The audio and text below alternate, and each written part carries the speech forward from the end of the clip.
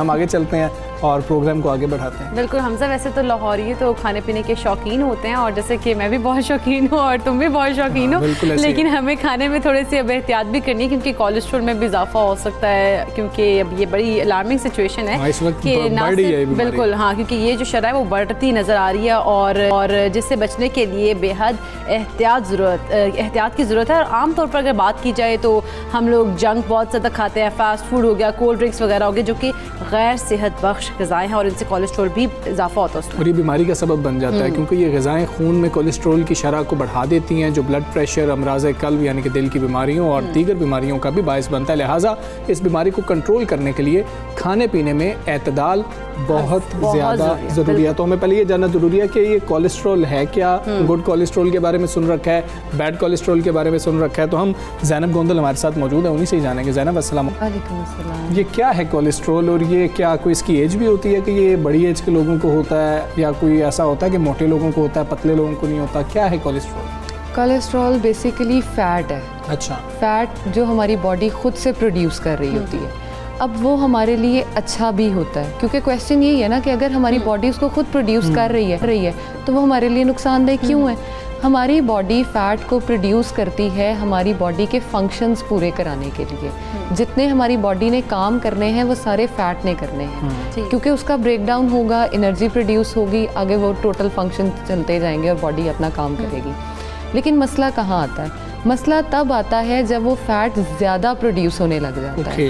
हम उसको फ़ैट को अपनी बॉडी में ज़्यादा डालते हैं जिसकी वजह से जो हमारा लिवर है वो फ़ैट को ज़्यादा प्रोड्यूस करता है और उसकी एक्सेस जब होती है तो वो हमारी बॉडी में जो है वो काम ख़राब करना शुरू कर देता है। ज़ैनब, अच्छा इसकी कोई इकसाम भी होती है वैसे?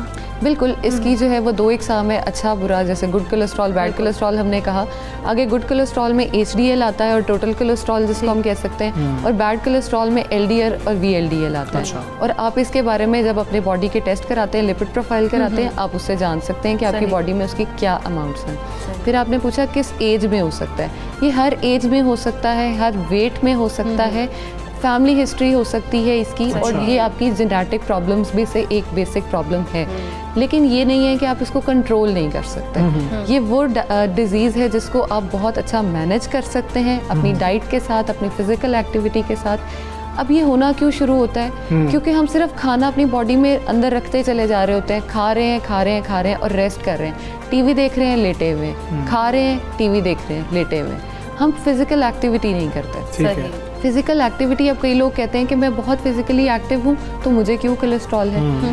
बेसिक फ़िज़िकल एक्टिविटी जो है वो आपकी 40 to 45 मिनट्स मिनिमम होनी चाहिए। अच्छा। हम 15 से 20 मिनट करने के बाद कहते हैं मैं तो बहुत एक्टिव हूँ, मुझे फिर भी कोलेस्ट्रॉल के मसले हैं। वो कोलेस्ट्रॉल का मसला इसीलिए आ रहा होता है कि आप तो एक प्रॉपर टाइम जो है उसको मैनेज करना है तो आप उसको कंट्रोल कर सकते हैं। और दूसरी चीज़ ये कि जो इतदाल रखना है अपने खानों में वो बहुत ज़रूरी है उसके लिए। अलामात क्या हैं इसकी, कैसे पता लगे? क्योंकि टेस्ट तो करवाने के हम मतलब कि मजाज ही नहीं है, हम करवाते ही नहीं है जाके, हमें आदत ही नहीं है, तो पता कैसे लगेगा? इब्तदाई अलामात क्या होती हैं? High BP। हाई BP हो सकता है आपकी जो है वो आर्टरीज, जैसे आप कहते हैं लेफ़्ट आर्म में दर्द हो रहा है मुझे, मेरे पाँव स्वेल हो रहे हैं, मेरा जो यूरिक एसिड है वो बहुत बढ़ा हुआ आ रहा है, तो आप उन चीज़ों को इससे कोरिलेट कर सकते हैं। अच्छा। जैसे हम कहते हैं कि जॉइंट्स पेन है, वो आर्थराइटिस और उस तरफ भी जा रहा होता है, लेकिन हम उसकी अलामात इसमें भी गिन सकते हैं। जो स्टार्टिंग में हम लोगों ने फील करना है वो इसी से करना है। लेकिन हम सजेस्ट यही करते हैं कि आप एवरी ईयर अपनी बॉडी के टेस्ट ज़रूर कराएं ताकि जो भी हिडन बीमारियां हैं वो बाहर आती जाएं।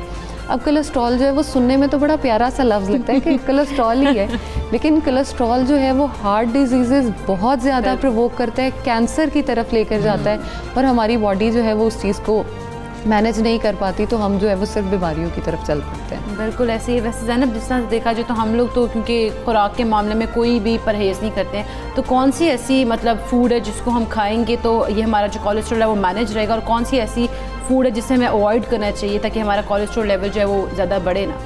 सबसे पहले तो ये सब फ्रूट्स खाएँ, सब वेजिटेबल्स लें, दालें खाएँ, सब लें।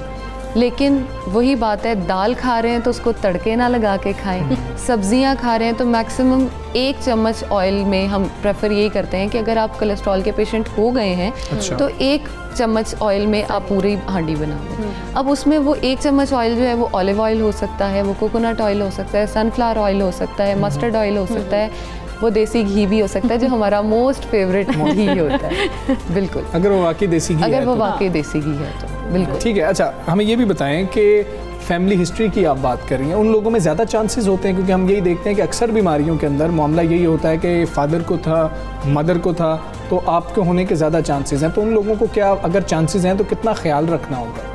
बेसिक ये देखना होगा कि उनके पेरेंट्स को किस एज में हुआ है। अगर उनके पेरेंट्स को आफ्टर 40 हुआ है तो वो इतना ज़्यादा आपके बॉडी में ट्रांसफ़र होने के चांसेस नहीं है। अगर उनको बिफोर 40 था तो आपको ज़्यादा ध्यान रखने की ज़रूरत है। अब अगर बिफोर 40 था और आप में भी उसके सिम्टम्स पाए जा रहे हैं, पहली बात अगर वो बिफोर 40 था तो आप अपने टेस्ट रेगुलर कराते रहें ताकि आपको पता हो कि आपकी बॉडी में ये प्रॉब्लम है और आपने इसको ट्रीट करना है। अब बहुत सारे लोग ऐसे होते हैं, मैंने पेशेंट्स देखे हैं, मेरे अपने पेशेंट्स हैं, 20 इयर्स का बच्चा है लेकिन कोलेस्ट्रॉल जो है वो बहुत हाई है, वेट 120 kgs है और वेट कम करने का सिर्फ शौक ये है कि मेरे पास आना है और आकर मुझे तंग करना है कि मैंने वेट कम करना है, लेकिन वेट कम नहीं करना। उसके लिए जो भी मैंने बताना है, ही विल बी लाइक जी मैं ज़रूर करूँगा, नेक्स्ट सेशन तक मैं करके आऊँगा, लेकिन वो नेक्स्ट सेशन उसका कभी आज तक नहीं आया। वो 2 साल से मेरे पास है लेकिन वो सिर्फ मुझे तंग करने आता है बस, और कुछ नहीं होता। लेकिन चलें, आप पता लग रहा है आपको कि आपके बारे में बात हो रही है और आप इतना ज़्यादा तंग कर रहे हैं ज़ैनब को। और ज़ैनब, हमें आपने ये भी बताना है कि प्रोटीन इंटेक की हम बात करते हैं, हम अंडे ज़्यादा खाना शुरू कर देते हैं, हम जब एक्सरसाइज कर रहे होते हैं, वेट लॉस की तरफ भी जा रहे होते हैं, वर्कआउट की तरफ जा रहे होते हैं, तो हमें ये बताया जा रहा होता है, तो उस दौरान क्या कोलेस्ट्रॉल लेवल हमारा बढ़ सकता है? वैसे तो हम बड़ी हेक्टिक रूटीन में होते हैं लेकिन हम ज़्यादा प्रोटीन इंटेक ज़्यादा हो जाती है। बिल्कुल, प्रोटीन इंटेक जो है वो आपको मसल बिल्डिंग के लिए और बॉडी की ज़रूरियात के लिए ज़रूरी है, लेकिन प्रोटीन को भी इतदाल, वही बात है, हर चीज़ को आपने जो है वो मैनेज करना है। अब कहा यह जाता है कि आप 10 से 15 अंडे, या मोस्टली लड़कों को तो मैंने ये सुना है 8 अंडे सुबह खाता हूँ, 8 दोपहर खाता हूँ, 8 रात। लेकिन जर्दी निकाल के ना, वो थोड़ी सी गुंजाइश निकालते हैं। बिल्कुल, जब जर्दी निकल जाती है तो ठीक है, वो हो सकता है। हाँ। लेकिन 1 से ज़्यादा अंडे की जर्दी नहीं खानी चाहिए।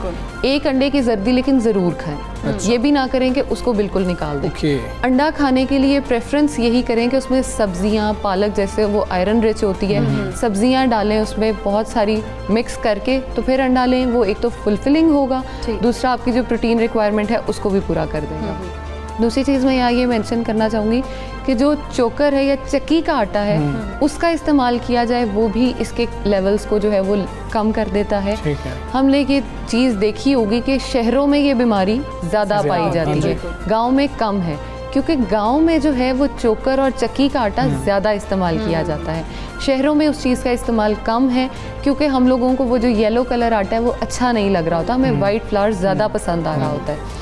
लेकिन वो वाइट फ्लावर जो है वो हमारे अंदर जाके, वही बात है, हमारे लेवल्स को हाई कर देता है, हमारे लिए प्रॉब्लम्स बढ़ा देता है। मैंने पहले भी कहा कि सब्जियां और फ्रूट्स सब लें। फ्रूट्स जो है वो हर सीज़न का जो फ्रूट है वो लें, जिस फ्रूट का सीज़न गुजर जाता है उसको ना लें, उसका इस्तेमाल जो है वो कम करें। फ्रेश जूसेस का इस्तेमाल किया जा सकता है इसके लेवल्स को कम करने के लिए। उसके अलावा जो है आप, वही बात, ऑयल को चेक करने का तरीका हम पहले भी बात कर रहे थे कि अपने पाम पे उसको डाल के चेक करें, अगर तो वो मेल्ट हो जाता है तो वो आपके अंदर जाके भी मेल्ट होता है, अगर वो नहीं होता तो वो अंदर जाके भी नहीं। बिल्कुल ठीक है, ज़ैनब ने हमें बताया क्या करना चाहिए, क्या नहीं करना चाहिए। 2-2 साल तक तंग नहीं करना चाहिए, ये भी हमने साथ सीखा। बहुत शुक्रिया, बैलेंस डाइट बहुत ज़रूरी है। बहुत शुक्रिया ज़ैनब, आप आई पाकिस्तान का आप हिस्सा बनी। तो इकरा, अगर हम इतना कुछ कह रहे हैं कि हमें डाइट का भी ख्याल करना चाहिए, वर्कआउट भी करना चाहिए, वॉक भी करनी चाहिए, और इकरा को अबू धाबी लिए चलते हैं जहाँ पे PSL का मेला जारी है और इकरा की टीम कल हार गई है लाहौर कलंदर्स। और कैसा, मतलब कैसी गेम थी ये कि पहले इस्लामाबाद यूनाइटेड का जो स्टार्ट था हमने वो देखा कि वो अच्छा नहीं था, फिर लाहौर कलंदर का स्टार्ट बहुत अच्छा था, लेकिन लाहौर कलंदर की टीम हार गई और अचानक से आपको पता है क्लैप्स कर गए। और दूसरी तरफ पेशावर ज़ल्मी जो है वो मुल्तान सुल्तान से हार गए हैं। मुल्तान सुल्तान ने कमाल खेल पेश किया है, बैटिंग बहुत बेहतरीन की रिजवान ने और शोएब मकसूद ने। इसी तमाम तर सूरत हाल पर दोनों मैचेस के ऊपर हम बात करेंगे। हमारे साथ सीनियर स्पोर्ट्स तजियाकार अब्बार साहब मौजूद हैं। अब्दुल गफ्फार भाई, अस्सलाम वालेकुम, गुड मॉर्निंग। पहले मैच की बात कर लेते हैं। 5 खिलाड़ी तो आउट हो गए फौरी, आते साथ इस्लामाबाद यूनाइटेड के, लेकिन आसिफ और इफ्तिखार ऐसी परफॉर्मेंस क्यों नहीं इंटरनेशनल क्रिकेट में दिखाते जो कल दिखाई है?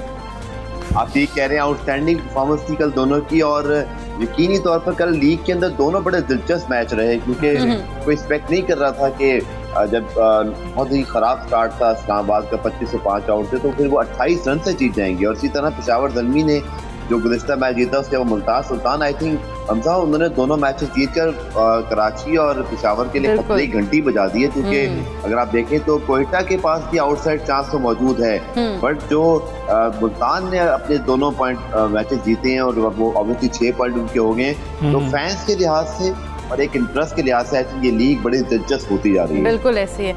अब्दुल गफ्फार साहब, जिस तरह से अगर हम मेरी टीम की यानी कि लाहौर कलंदर्स की बात करें, जो कि बड़े बुरे तरीके से आउट हुई है, देखिए देखा जाए तो 86 पे 3 आउट थे ना उनके, और 124 पे ऑल टीम आउट, तो ये क्या स्पेशल परफॉर्मेंस थी लाहौर कलंदर्स की जानिब से? जिस तरह की हमने पहले सीजन में देखी है। ये पहले 4 सीजन की परफॉर्मेंस उन्होंने याद दिला दी, क्योंकि उनके फैंस अभी वो ख्वाब देखना शुरू ही हुए थे कि फाइनल हारने के बाद अब तो हमारी टीम बड़ी ज़बरदस्त जा रही है, लेकिन ऐसा ही होता है T20 क्रिकेट में। हम तो बार बार यही बात करते हैं कि T20 में कोई भी टीम किसी टीम को हरा सकती है। कल मुल्तान ने भी साबित कर दिया पेशावर को हरा कर, कोई एक्सपेक्ट नहीं कर रहा था कल कि पेशावर की टीम जिसने गुज़िश्ता मैच बड़ा अच्छा जीता था, but I think Lahore Qalandars की अगर आप मैच की बात भी करें और पेशावर के भी मैच की बात करें, तो मेरे ख्याल में ये बहुत ज़रूरी होगा समझना कि पिच अच्छे खेलने वालों के लिए उतनी ही अच्छी है, और अगर आप गलतियां करें तो ये पिच आपको बुरी तरह जो है वो आजमाइश में डाल देती है। और कल हमने देखा कि लाहौर ने शायद, मुझे लगता है कि उन्होंने उतना अटैक नहीं किया आसिफ अली पर और इसी तरह ऑब्वियसली इफ्तिखार पे जितना करना चाहिए था, और एक पार्टनरशिप, एक अच्छी इनिंग पूरे T20 मैच का पासा पलटती है। कल पहले मैच में इफ्तिखार आसिफ ने साबित किया, दूसरे मैच में आपने देखा कि रिजवान ऑब्वियसली वो दुनिया के बेहतरीन बैट्समैनों में से इस वक्त एक हैं, और मुल्तान सुल्तान के लिए उन्होंने साबित किया कि बेशक उनका T20 का कोई बड़ा मार धाड़ वाला बैट्समैन साबित ना करे, बट बहुत इफेक्टिव।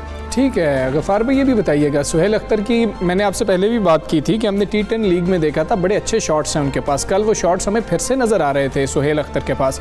और दूसरी चीज़, हफीज़ आउट हो गए, वही पुल शॉट की कैच आउट हो गए, लेकिन हफीज़ से ओवर लाहौर कलंदर भी नहीं करवा रही। हम तो इंटरनेशनल क्रिकेट में बात करते हैं कि हमारे पास ऐसा बॉलर होना चाहिए, ऐसा प्लेयर होना चाहिए, 2 ओवर तो निकाल सकता हो, इसकी क्या वजह है?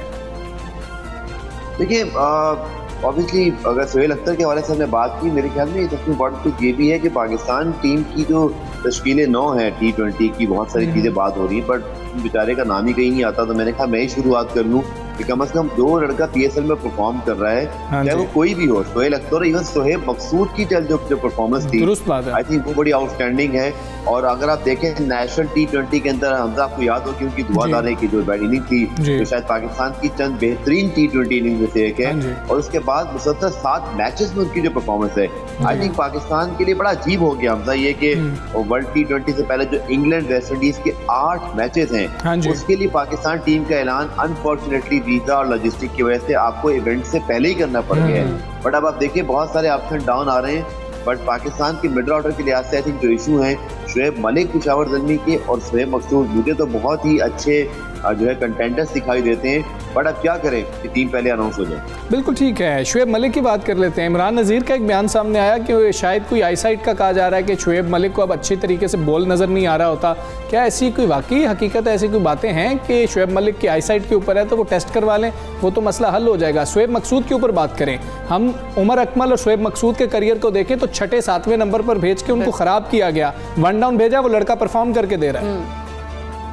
देखिए एक्चुअली इमरान नज़ीर ने वो टॉन्ट किया है सिलेक्टर्स पर कि अगर उनको लगता है कि या उनको नजर नहीं आ रहा शुएब मलिक की परफॉर्मेंस, या तो वो उन्होंने कहा कि आई टेस्ट करवा लें, तो basically he in favour of Shoaib Malik कि आप उनको लेकर आए, वो तो बल्कि ज्यादा बात करें कप्तान बना दें। हाँ जी, एग्जैक्टली, वो बहुत मैच्योर हैं और ऑब्वियसली इस मौके पे चीज़ों को बेहतर समझते हैं। आई थिंक वो तो खैर शायद मेरे ख्याल में मुनासिब बात नहीं है, क्योंकि अब वहाँ पर आपके तीनों फॉर्मेट के कप्तान है, और जब फैसला कर लिया जाए तो फिर उसको जो है उस पर आप ज़रूर बरकरार रहें। और यकीनी तौर पर जैसे आपने कहा कि पाकिस्तान के पास चॉइसेस अच्छी हैं मिडल ऑर्डर के अंदर, लेकिन अब समझ नहीं आ रहा कि 8 मैचेस तो अब आपने खेलने हैं इन PSL के परफॉर्मेंस के बगैर, उसके बाद तो आपके पास वक्त ही नहीं बचना, क्योंकि इन 8 मैचेस के बाद आपके पास ना तो आपने कुलदीप को रखा हुआ है, ना आपके पास जो है शुएब मलिक है, ना सोहेब मकसूद हैं, यंगस्टर्स पे ज़्यादा जो है दौर है, आजम खान है, इसी तरह दीगर ऑप्शन है। बट मुझे पाकिस्तान की T20 टीम में इस PSL के बाद भी लग रहा है कि बहुत सारी चीज़ें हमें इस PSL से ठीक करने का मौका मिला था, लेकिन अनफॉर्चुनेटली हमारी स्क्वाड का ऐलान लॉजिस्टिक और वीज़ा इशू की वजह से पहले ही करना पड़ा। बिल्कुल। अब्दुल गफ्फार साहब, जिस तरह अगर आज के मैच को देखें तो इस्लामाबाद और कोयटा के दरमियान होगा, तो आप क्या समझते हैं, क्या कोयटा आज के मैच में कोई परफॉर्मेंस दिखा पाएगी? इस्लामाबाद और कराची का गाल बना हाँ जी सॉरी, कराची किंग्स का ये। और कराची आई थिंक उनके लिए सबसे इंटरेस्टिंग चीज़ है, वो वही टीम है जिसके 4 मैचेस बाकी हैं और उनके भी 6 पॉइंट्स है। कल मैंने रात में पॉइंट टेबल पर जब अपने यूट्यूब चैनल के लिए वीडियो बना रहा था, वीडियो के खिताब पर मैंने यही कहा कि देखें अभी कोई चीज़ हतमी नहीं है, तमाम 6 टीमों के पास चांस है, बशमूल कोयटा कि अगर कोयटा भी अपने आखिरी 3 मैच बड़े कोई हाई मार्जिन से जीते, बट उसके बाद उनको मसल्ले में बैठ के दुआ करनी होगी, कराची भी हार जाए, पेशावर भी हार जाए, और वो उनके हाथ से गेम तो खैर निकल चुका है। बट ये बड़ा इंटरेस्टिंग है कराची के लिए, आई थिंक कि अगर वो चारों मैच अपने जीतते हैं तो फिर तो स्टेट उनका जो है वो चांस है। बट आई थिंक इस्लामाबाद ने कल जो मैच जीता है उसके बाद उसके हौसले बहुत बुलंद होंगे और बड़ी तारीफ करना पड़ेगी कि शाहीन कि उन्होंने फहीम अशरफ और हसन अली के बगैर जीते की, बट कोई गारंटी नहीं है T20 की कि अगले दिन भी आप वही परफॉर्मेंस दिखाएंगे। तो कराची डिफेंडिंग चैंपियन है, उनका बड़ा कड़ा इम्तिहान है। देखते हैं कि कराची के ऊपर अभी नजर रखना बाकी है कि उनकी परफॉर्मेंस सीजन में कैसे ग्रो करती है। आई थिंक आज का मैच उनके हवाले से भी जो उनकी सिमत है उसका तयन करें। ठीक है गफ्फार भाई, आखिर में बस इतना बता दीजिएगा कि क्या कुछ बातें हो रही हैं कि फिर से देख लिया जाए टीम को, जो हम टीम सेलेक्ट कर रहे हैं उसके ऊपर कुछ मिडिल ऑर्डर को स्ट्रॉन्ग कर लिया जाए, कुछ सोचा जा रहा है? चलें इफ्तिखार और आसिफ के बारे में ही सोचा जा रहा हो, लेकिन सोचना शुरू किया गया कि नहीं किया गया? देखिए जैसे मैंने कहा कि लॉजिस्टिक और वीज़ा इशू की वजह से PCB के मुताबिक कि उन्हें इससे पहले ही जो है टीम को अनाउंसमेंट करना पड़ गया। आइडियली तो ये अभी होना चाहिए था, यानी मिड टूर्नामेंट में कम अज़ कम होना चाहिए था। आज या कल अगर आप करते तो आपको अंदाजा होता कि सुहेब शेख की फॉर्म अच्छी है। मेरे ख्याल में सोच तो ज़रूर रहे हैं ये लोग कि शायद मिडिल ऑर्डर में कोई चीज़ ऐड करें, बट अनफॉर्चुनेटली जो इंग्लैंड और वेस्ट इंडीज़ में हमारे 8 T20 यानी इतनी बड़ी तादाद में जो मैचेज हैं, उसके लिए फिलहाल अब कोई नया इंडक्शन नहीं हो पाएगा। उसके लिए कोई नया इंडक्शन नहीं हो पाएगा। बहुत शुक्रिया गफ्फार भाई, सुबह सवेरे पाकिस्तान से आप बात करें। आज का जो मैच है वो भी बड़ा अहम मैच है, देखते हैं कराची किंग्स जीतती है या फिर इस्लामाबाद यूनाइटेड जीतती है। बड़े बेहतरीन मैचेस हो रहे हैं, लेकिन अच्छी टीम बन जाए T20 वर्ल्ड कप के लिए, हम तो यही चाहते हैं। और फिर इजाज़त लेते हैं। बिल्कुल, हमें इजाज़त लेते हैं क्योंकि अब हमें हमारा जाने का वक्त हो गया। आप अपना बहुत ख्याल रखें, कल इंशाल्लाह फिर मुलाकात होगी। अल्लाह हाफ़िज़।